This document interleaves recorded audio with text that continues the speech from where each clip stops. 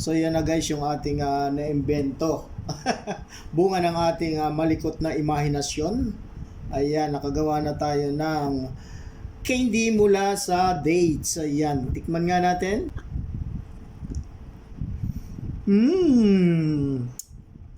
Yummy! For today's video, susubukan natin magluto ng candy dates mula sa dates. Magluluto tayo ng candy. Ayan, dahil marami akong dates na napitas doon sa aming dates dito. So, hindi na maubos sa kakakain. So, yun, may pumasok na naman sa aking malikot na imahinasyon. First time ko po itong gagawin, magluto ng candy dates. So, susubukan natin. So, may mga ingredients na ako ditong binili. So, syempre, ang first ingredients natin is yung dates. Ayan, ang ating pangunahing ingredients. Tapos, meron din tayong ano dito, yon bumili ako dito ng biscuits. Ayan, yung parang Marie. Ayan, dudurugin natin yan. Tapos, meron din ako ditong ano, yung iba, ang hinahalo nila is walnuts, pero ang akin naman is yung cashew nuts naman ang ating ihahalo sa ating candy dates. Tapos meron din tayo ditong butter. Ayan, may butter tayo dito. Tapos meron din tayong sesame seeds. Ayan, para mamaya pag nagawa na natin is ipapagulungin natin yan dyan. Mag-iimbento na naman tayo ng ating iluluto ngayong araw mula dito sa dates na ating mga pinitas. Siyempre nakakasawa na rin kain ng kain everyday. Pero masarap naman, masarap. So susubukan naman natin for today's video, susubukan naman natin gumawa ng candy mula sa dates. So yan lang yung ating mga main ingredients, ilang ingredients lang yan. Yung dates, yung biscuits, yung butter, tapos yung nuts at saka yung sesame seeds. Sa yan ito pala yung ito pala yung sesame seeds. Ito cashew nuts. Nagkabali-baliktad na yung ating mga sinasabi. So yan lang yung ating mga main ingredients. So abangan nyo mga kalodi kung ano ang mangyayari mamaya. So ang una nating ilalagay syempre sa ating lutuin, sa ating pagluluto, ang una nating ilalagay ay yung ating butter. Ayan, tutunawin lang natin yung butter dito sa sa kawali. Ayan. Inapuyan na natin yung ating mahiwagang kalan. Nakasalang na rin yung ating mahiwagang kawali. Sabi ng iba, bakit mahiwaga? So yan, tutunawin lang natin yung ating butter. Saka natin ilalagay yung pag natunaw na, saka natin ilalagay yung dates. Paghalo-haluin natin yan mamaya pagka natunaw na yung ating butter. For the meantime, dudurugin ko muna itong ika-crack ko muna itong cashew nuts at saka yung biscuits. Kailangan durugin natin yan, pero hindi durog na durog, yung parang crack na mga maliliit lang. So yon, abangan natin mga kakusina. So yun mga kakusina, tunaw na yung ating butter sa kawali. So ilalagay na natin yung ating dates. Ayan. Ilagay na natin yung dates na yan.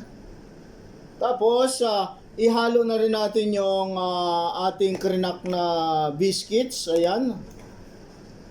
Sama-sama na yan dyan sa kawali. Yan po ay sarili kong imbento. At gagamit din pala tayo ng konting sugar. Ayan. Although matamis na yung ating dates, gagamit pa rin tayo ng konting sugar. At yung ating cashew nuts, ayan, dito ko krinak sa sa ating mini chopper. Ayan. Ayan. Wow, napakasarap nito. Tingin ko lang masarap na para sa akin. Ito po ay invento. Ayan, halo-haloin natin. Wow, wow, wow.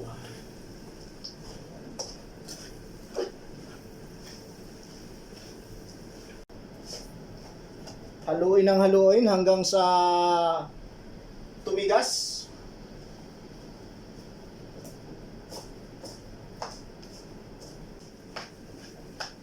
Mukhang kulang yung biscuits na naihalo ko ah. Magdadagdag tayo. So yun, nagdagdag tayo ng biscuits. Sinalo ko na lahat yung isang box na binili ko.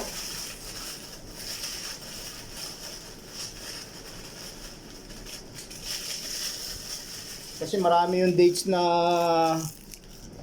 inilagay ko eh. Ito ay walang sukat-sukat, tantsahan na lang.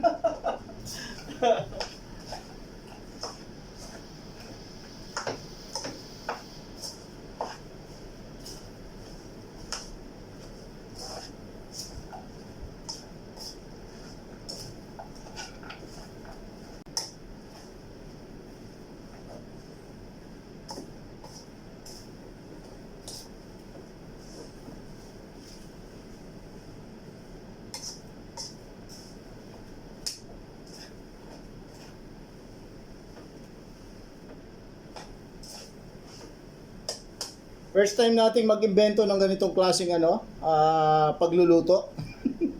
Candy mula sa dates. Ayan. So haluin lang natin ang haluin.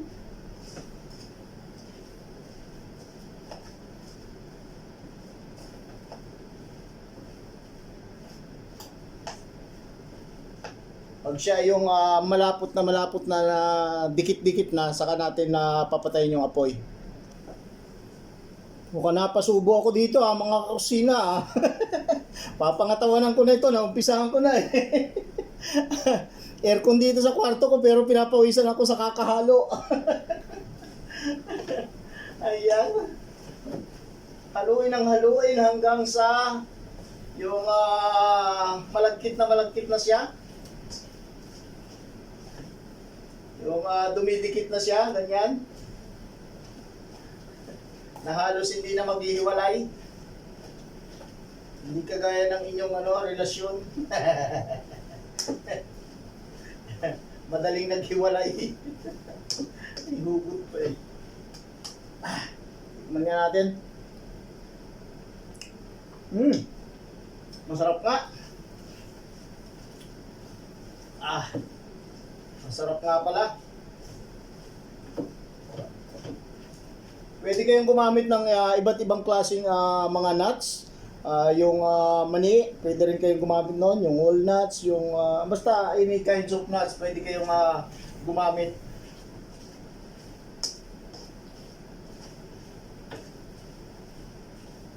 Pwede na siguro to maya-maya.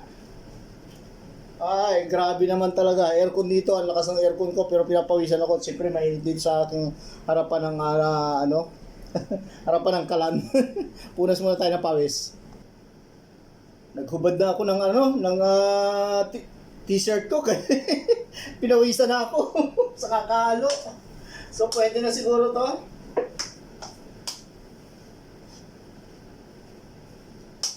After 1 hour.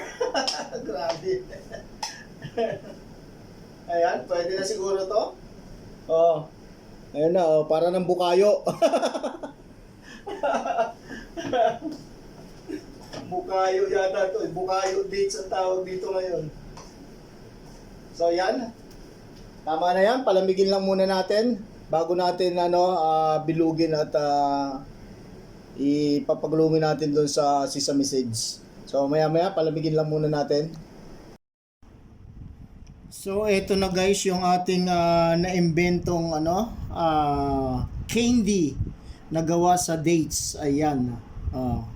Ang halo po niya na ang ingredients niyan is 4 na klase lang.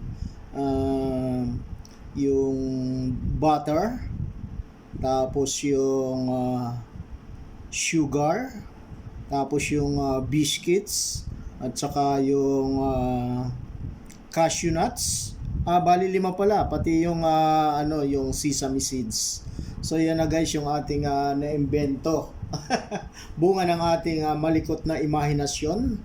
Ayan, nakagawa na tayo ng candy mula sa dates. Ayan, tikman nga natin. tikman ulit natin. Mukhang masarap, pero masarap talaga.